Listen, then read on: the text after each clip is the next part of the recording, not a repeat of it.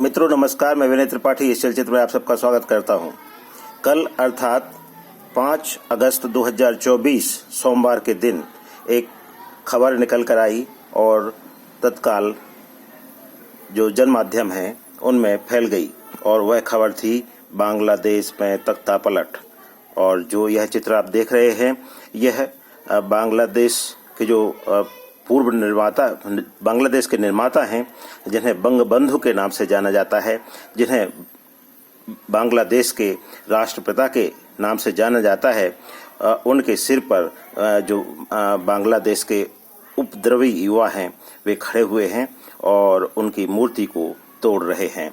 तो यह एक बहुत ही जो भारत का पड़ोसी देश है बांग्लादेश, उसके संदर्भ में बहुत ही एक विचित्र और कहेंगे कि महत्वपूर्ण घटना देखने को आई। लेकिन यह अकस्मात नहीं थी, क्योंकि पिछले कुछ समय से वहाँ पर आंदोलन चल रहा था और वह आंदोलन था कि जब बांग्लादेश का निर्माण हुआ तो मुक्ति वाहिनी जो बांग्लादेश की थी, जिसके नेतृत्वकर्ता शेख मुजीबुर रहमान थे, वह उस जो मुक्ति वाहिनी से जुड़े हुए लोगों को जो बांग्लादेश की सरकार में नौकरियां थीं और उन नौकरियों में मिलने वाले आरक्षण के विरुद्ध आंदोलन शुरू हुआ।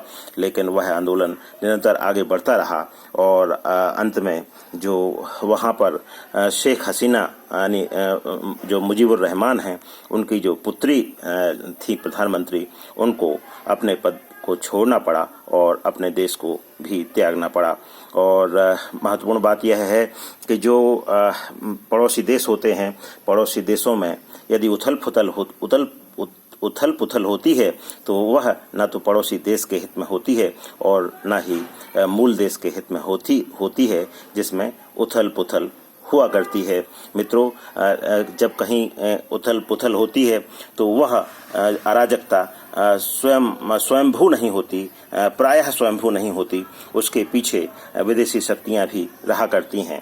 तो इस जो यह घटनाक्रम हुआ, इसके पीछे जिन विदेशी शक्तियों का जो उल्लेख आ रहा है जनमाध्यमों में, उनमें चीन और पाकिस्तान का नाम सुनने में आता है।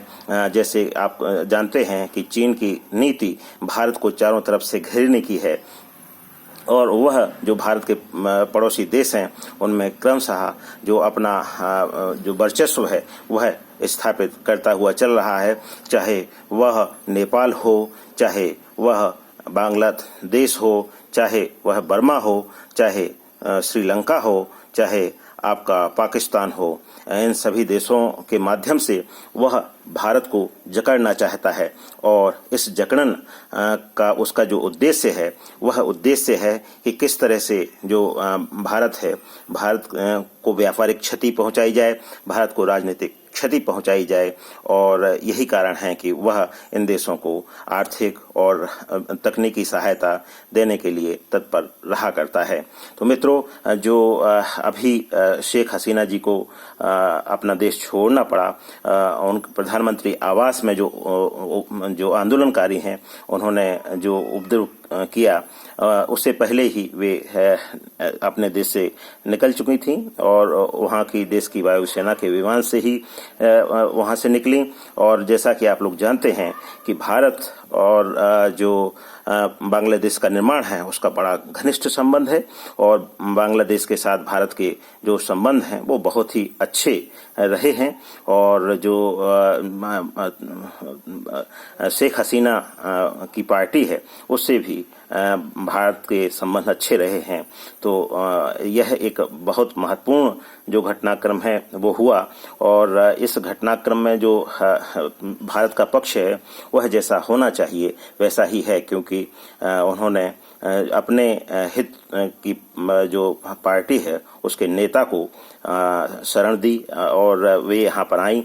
यद्यपि वे कहीं किसी और देश में शरण लेंगी, क्योंकि जो भारत है, भारत के बांग्लादेश के साथ जो स्थितियां हैं वो भिन्न प्रकार की हैं।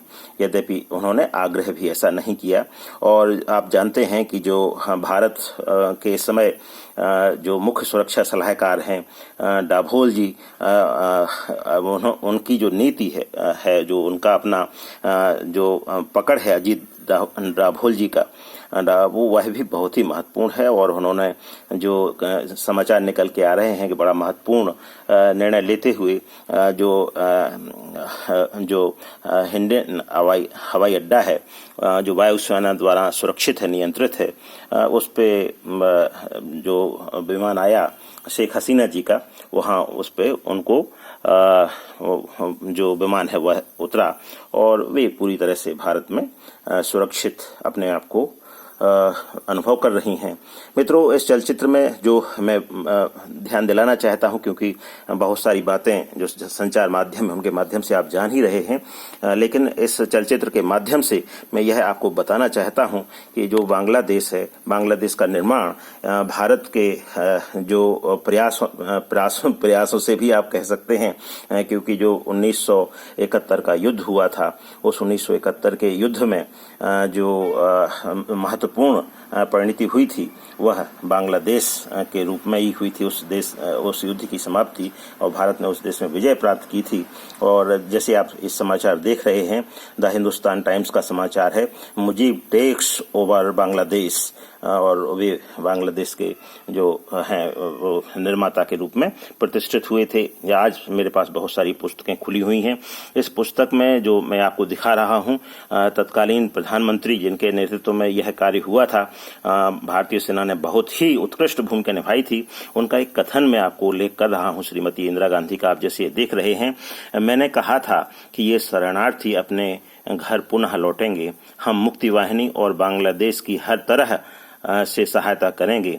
हमने शेख साहब को मुक्त कराने का भी व्रत लिया था, ये तीनों ही वायदे पूरे कर दिए गए हैं। तो मित्रों, जो दिसंबर 1971 का यह घटनाक्रम था, भारत पाक जो युद्ध हुआ था, उसकी जो परिणति है 6 दिसंबर को 1971 को बांग्लादेश को स्वतंत्र देश के रूप में भारत ने सर्वप्रथम मान्यता देकर की थी। और जो मुक्ति वाहिनी से मिलकर 16 दिसंबर 1971 को स्वतंत्र बांग्लादेश की स्थापना कराई थी। तो मित्रों, यह जो बांग्लादेश का निर्माण है, बांग्लादेश का निर्माण भारत की स्वतंत्रता के साथ से ही जुड़ा हुआ है, क्योंकि एक विचित्र तरह का जो विभाजन हुआ था और जो पाकिस्तान का निर्माण हुआ था, पाकिस्तान के 2 हिस्से थे, एक भारत के पूर्वी भाग में था और एक पश्चिमी सीमा पर स्थित बांग्लादेश था। तो एक पूर्वी पाकिस्तान कहलाता था, एक पश्चिमी पाकिस्तान कहलाता था। तो मित्रों, अभी देखिए, आज से 14 साल पहले की पुस्तक मेरे सामने खुली हुई है, प्रकाशित है, जिसमें अंतर्राष्ट्रीय मामलों के विशेषज्ञ एक विद्वान लिखते हैं कि बांग्लादेश अनिश्चय और अस्थिरता की ओर। तो मित्रों, जो शेख हसीना है, जो शेख मुजीबुर रहमान जी की पार्टी है, उसको वहां के जो कट्टरपंथी तत्व हैं बांग्लादेश के, सदा अस्थिर करने का प्रयास करते रहे हैं। और उन्हीं अस्थिर करने के प्रयासों का बार बार परिणाम आता रहा है कि बांग्लादेश जैसा उपजाऊ उर्वर प्रदेश, क्योंकि आपको मैं दिखाता हूं कि किस तरह से जो यहाँ का देखिए प्राकृतिक भारतवर्ष है, और बांग्लादेश मूल रूप से प्राकृतिक भारतवर्ष का ही अंग है, जिसमें आप देख रहे हैं कि जो बांग्लादेश है, बंगाल की खाड़ी वहाँ जो है वहाँ लगती है। और बंगाल की खाड़ी में आप जानते हैं कि जो भारत की 2 महत्वपूर्ण नदियां हैं, ब्रह्मपुत्र और गंगा, वे आकर के वहाँ पर डेल्टा बनाती हैं और बहुत ही उर्वर और उपजाऊ प्रदेश है। और अब आप जैसे जानते हैं कि जो बांग्लादेश है, और इसको दूसरे चित्र में मैं आपको बताता हूं। देखिए, ये यहाँ से ये जो आ रही है ब्रह्मपुत्र है, और ये आ रही है जो यहाँ से गंगा है, और ये दोनों यहाँ पर मिल जाती हैं और ये पूरा जो डेल्टा है वो बनता है। बहुत उपजाऊ भूभाग यह है, ये बंगाल की खाड़ी है, और यहाँ पे सुंदरवन का पूरा क्षेत्र है। और यह पूरा जो आप देखते हैं, जो बृहत्तर भारत है जिसे आप कहते हैं, जिसे आप जो सनातन संकल्प में जो पढ़ते हैं, ये उसी बृहत्तर भारत का पूरा एक अंग है और प्राकृतिक इकाई है यह प्राकृतिक रूप से।